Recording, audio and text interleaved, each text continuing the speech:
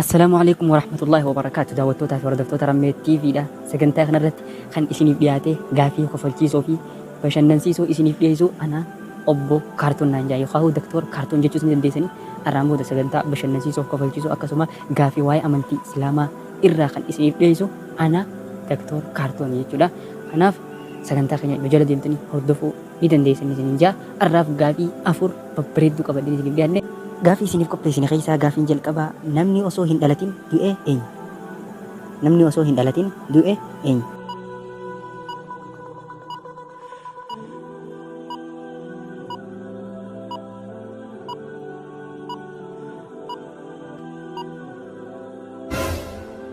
Deebisaan isaa namni osoo hin dhalatin du'e Nabi Aadam alayhi salaatu wassalaam. Gaafiin lammadaa baharri bishaan hin qabne bahara kami? Baharri bishaan hin qabne bahara kami?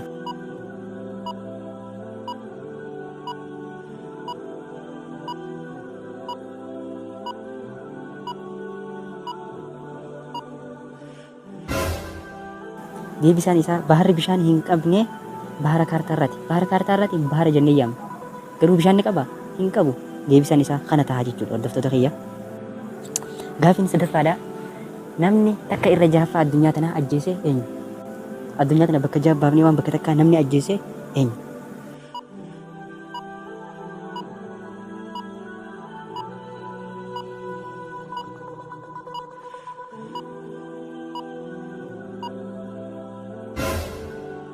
Deebisaan isaa namni takka irra jahaffaa addunyaa tanaa ajjeese Qaabil ilma Aadam jechuudha.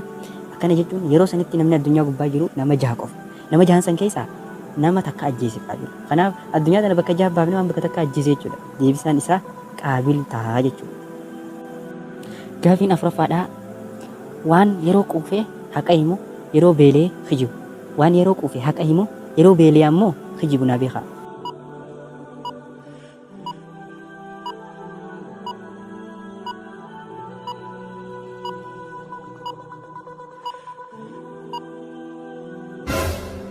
Deebisaan isaa sa'aadha.